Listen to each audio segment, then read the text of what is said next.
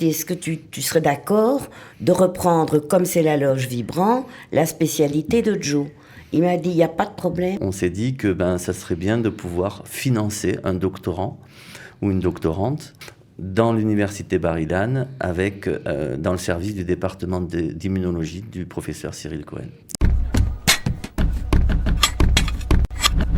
Nous avons le plaisir d'accueillir les membres de la loge du Bnei Brit, Joseph Vibrant de Tel Aviv.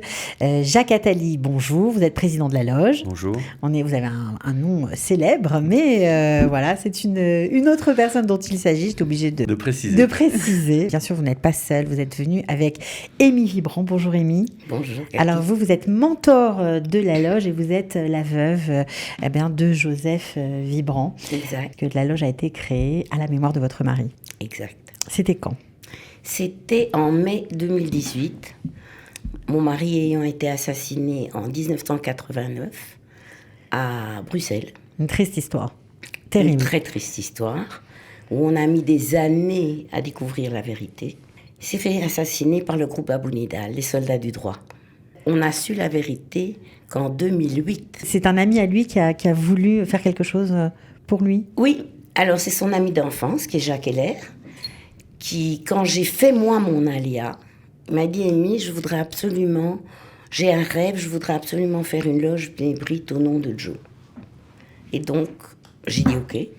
J'ai dit « Mais il faut me laisser du temps afin de créer, etc. » Et donc, ça a été fait et il a été installé le 1er mai 2018. Alors, votre mari n'est pas n'importe qui, c'était un immunologue mondialement connu. Immunologue, hématologue et directeur de la transfusion sanguine. C'est vraiment une personnalité du monde scientifique. Médicale, mais très il était importante. aussi président du Bnei Brit, président du CCOJB, président de l'aide médicale belge à Israël. Donc, un sioniste invétéré. Ah oui. En tout cas, c'est justice qu'il ait une loge en fait à son nom aujourd'hui. Et ce qui est très beau, c'est que dans vos actions, Jacques Attali, on va en parler bien sûr, vous avez décidé de créer un prix Bar-Ilan Joseph Vibrant à sa mémoire. Pour faire quoi? Notre idée, c'était de pouvoir venir en aide et surtout, notre réflexion, c'était de dire pour pouvoir s'intégrer à la société israélienne, il va falloir utiliser un vecteur qui est l'éducation. Et au travers de l'éducation, on s'est dit que ça serait bien de pouvoir financer un doctorant ou une doctorante pour l'aider à travailler et à finir son doctorat avec cette bourse. C'est une bourse que donc nous offrons depuis 3 ans déjà et que nous souhaitons pérenniser sur au moins les 10 prochaines années. Et ça, c'est grâce à notre ami et mécène Jean-Luc Semama que nous pouvons faire ce type d'action dans l'université Bar-Ilan dans le service du département d'immunologie du professeur Cyril Cohen. Oui, Cyril Cohen qu'on connaît bien et qui, je crois, choisit les doctorants. C'est ça, c'est lui qui vous conseille à qui octroyer le prix. Exactement. Quand Jean-Luc Semama vous a proposé d'être le mécène, évidemment, de ces doctorants, il vous a indiqué quoi faire exactement, quel secteur choisir, ou il vous a laissé carte blanche? Non, c'est quelqu'un que je connaissais depuis très très longtemps, qui connaissait mon mari, qui connaissait ma mère, donc qui est aussi depuis une 40aine d'années au Bnei Brit. Okay. Et quand il m'a fait la surprise, et je lui ai téléphoné, je lui ai demandé vers où il voulait aller. Il m'a dit, fais ce que tu veux, je te fais confiance. Alors je dis, écoute, je vais voir, et je dis, est-ce que tu serais d'accord de reprendre, comme c'est la loge Vibrant, la spécialité de Joe? Il m'a dit, il n'y a pas de problème, il n'y a pas de souci. Et c'est comme ça qu'on a contacté, Gilbert Salama a contacté Cyril Cohen, et que tout s'est passé finalement comme tout sur s'est mis en place. Et entre-temps, l'an dernier, il est venu pour la remise 2022, je parle de Jean-Luc Samama, avec une partie de la loge Hillel, parce que nous avons fusionné les deux loges. D'accord.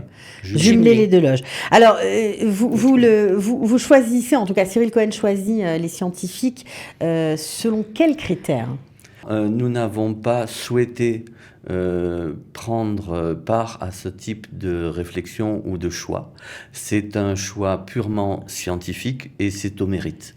C'est-à-dire que c'est le professeur Cyril Cohen qui définit de la personne qui sera récompensée par ce prix, par son travail, par son mérite, par le choix de ses recherches aussi. Et donc, la personne choisie nous fait part lors de cette remise de prix de son travail et nous fait toucher du doigt le travail sur lequel elle passera ces 3 prochaines années à étudier et à essayer de trouver quelque chose. Et donc là, cette année, qui va recevoir le prix ? On le sait ou pas encore ? On le sait. C'est quelqu'un qui a postulé l'an dernier, mais ses recherches n'étaient pas assez fructueuses. Ouais. Et donc, elle a mis bouchée double cette année. Cette année, elle le reçoit. Apparemment, elle a dû avoir des résultats. Bon, alors c'est vraiment, j'imagine, touchant. Et puis, ça intéresse la communauté scientifique israélienne. Je crois qu'il va y avoir du beau monde cette année. Tout à fait. Qui vient cette année ? Les amitiés belgo-israéliennes. Il y a l'ambassadeur de Belgique. Il y a le directeur général de la santé de Tel Aviv. Il y a le président de l'OMS, qui est un Belge d'ailleurs, par hasard. Le président de l'OMS Israël. Oui. Donc ils veulent savoir peu ce qui se passe. Tout à fait. C'est plutôt une grande satisfaction, j'imagine, pour vous de voir que vos projets avancent. Alors vous travaillez aussi sur d'autres axes. Vous mettez un point très important à booster l'intégration par l'éducation. Oui, exactement. Et donc, on a débuté notre travail, enfin, si on peut appeler ça un travail, par la réflexion qu'on a menée, c'est de dire, voilà, l'éducation, c'est le vecteur d'intégration. Comment on peut aider les Olim Hadashim ? Alors, pas obligatoirement que des Olim Hadashim francophones.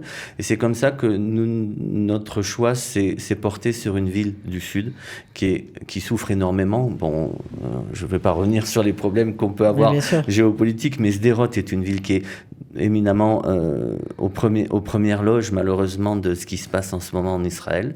Et il y a une communauté là-bas qui s'est installée, qui est une communauté d'Inde, du Nord, qu'on appelle les Bnei Menaché. Et donc, on les a installés dans le sud d'Israël et aussi un petit peu en Galilée.